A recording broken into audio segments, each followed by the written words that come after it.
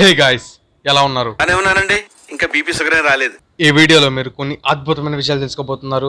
So end వరకు చూడండి. అవునా నిజమా అనేటట్టుంది తెలుసా. Fact number 10. మీకు అన్నిటికంటే స్ట్రాంగెస్ట్ మెటీరియల్ ఏంటి అని అడిగితే మీరు ఏం చెప్తారు? ఐరన్ కానీ స్టీల్ కానీ చెప్తారు. కానీ అన్నిటికంటే స్ట్రాంగెస్ట్ మెటీరియల్ వచ్చేసి గ్రాఫైన్. ఎందుకంటే ఇది ఒక గ్రాఫైన్ షీట్ తీసుకుని దానిపైన సెంటర్లో ఒక పెన్సిల్ కానీ పెన్ కానీ పెట్టి దానిపైన ఒక బ్యాలెన్స్డ్గా ఒక ఏనుగు నించోబెడితే గ్రాఫైన్ బెండ్ అవటం కానీ క్రాక్ రావడం కానీ జరగదు. Fact number 9. మీరు రోజు చూసే కరెన్సీ నోట్స్ మీద ఉండే పిక్, అదే గాంధీజీ పిక్ ఒరిజినల్గా క్యాప్చర్ చేసిందంటే నమ్ముతారా? ఎస్, ఇది ఒరిజినల్గా క్యాప్చర్ చేసిన పిక్. 1947లో స్వాతంత్రం వచ్చిన తర్వాత ఈ పిక్ క్యాప్చర్ చేశారు. అండ్ అదే పిక్ ఇప్పటి వరకు నోట్స్లో యూజ్ చేస్తున్నారు. ఈ ఫ్యాక్ట్ తర్వాత నాకు ఒకటే అనిపించింది, అదేంటంటే గాంధీజీ పిక్తో పాటు సుభాష్ చంద్రబోస్, భగత్ సింగ్ పిక్స్ కూడా పెడితే ఆ ఫీల్ చాలా హై ఉంటుంది.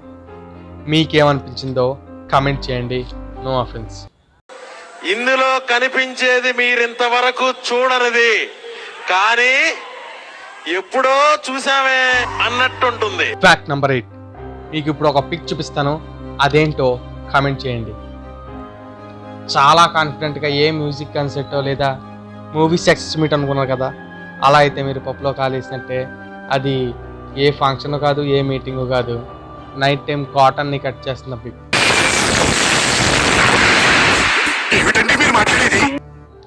Fact number 7. మీరు ఈ పిక్లో చూస్తున్న పర్సన్ పెద్ద సెలబ్రిటీ ఏం కాదు, కానీ సెలబ్రిటీ కంటే ఎక్కువ. ఎందుకంటే ఈ అబ్బాయి అండ్ వీళ్ళ మదర్ లండన్లో ఉండేవారు. అండ్ ఒకసారి కొంతమంది గూండాలు వీళ్ళ ఇంటి మీదకి అటాక్ వచ్చినప్పుడు వీళ్ళ మదర్ని అటాక్ చేయబోయారు. అప్పుడు తిను అడ్డుగా నిలబడి వాళ్ళ మదర్ని సేవ్ చేశాడు. అండ్ ఆ వెపన్ ఏదైతే ఉందో అది మెడకి తగలడంతో చనిపోయాడు. ఏదైనా టైంకి కొనివ్వకపోతే కింద మీద పడి కాల్ చేస్తాం, కానీ తిను వాళ్ళ మదర్ని సేవ్ చేయడానికి లైఫ్ని సాక్రిఫైస్ చేశాడు. ఈ ఫ్యాక్ట్ ఇస్తే లైక్ చేయండి. అండ్ తిన పేరు హుసేన్ చౌదరి. Fact number 6. 2017లో ఇక్కడ మదర్స్ డేని బ్యాన్ చేశారు. ఎందుకో తెలుసా? ప్రజలు వాళ్ళ నాయకుడు కన్నా వాళ్ళ మదర్స్ మీద ఎక్కువ ప్రేమ చూపిస్తూ డైవర్ట్ అయ్యారంట. ఏం మాట్లాడుతున్నావురా? నరాలు కట్ అయిపోయింది.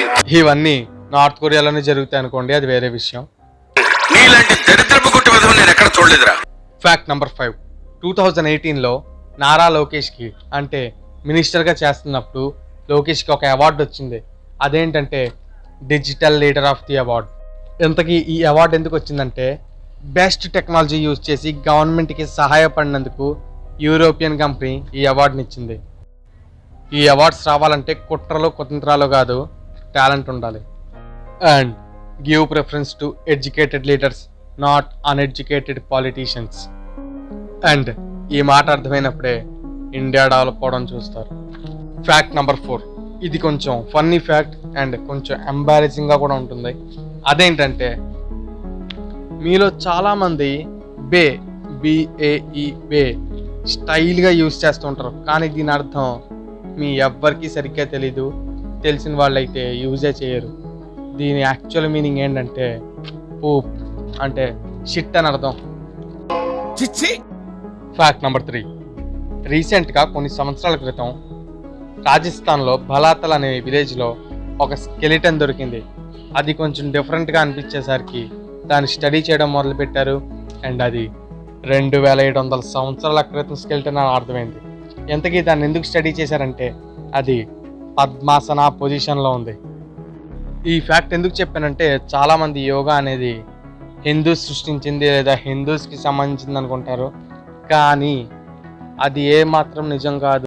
ఇన్ఫర్మేటివ్గా అనిపిస్తే షేర్ చేయండి. Fact number 2. మీలో చాలామంది లేస్ తింటూనే ఉంటారు, ప్రత్యేకంగా అయితే బింగో.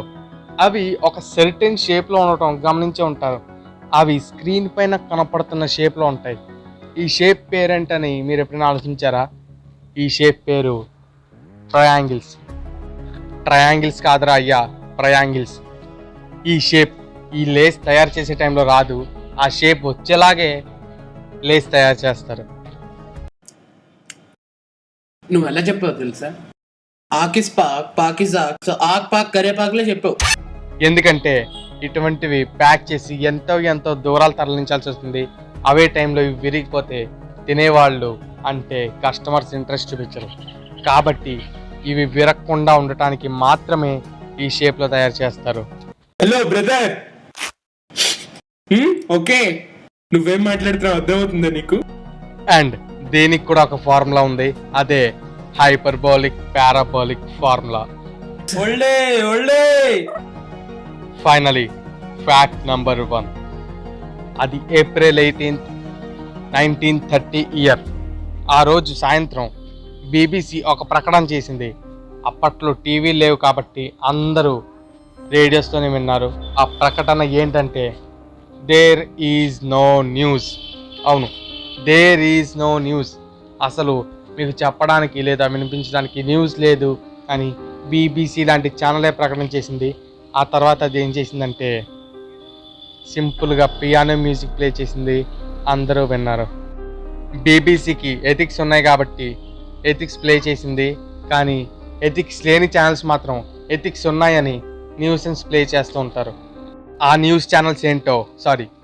న్యూసెన్స్ ఛానల్స్ ఏంటో కింద కామెంట్ చేయండి. మూర్తి గారు, ఇలాంటప్పుడే గుండె రాయి చేసుకోవాలి. ఓకే గైస్, ఈ వీడియోకి ఇంతే. వీడియో నచ్చితే మళ్ళీ నెక్స్ట్ వీడియో కోసం వెయిట్ చేయండి. అంతవరకు సెలవు. Thank you.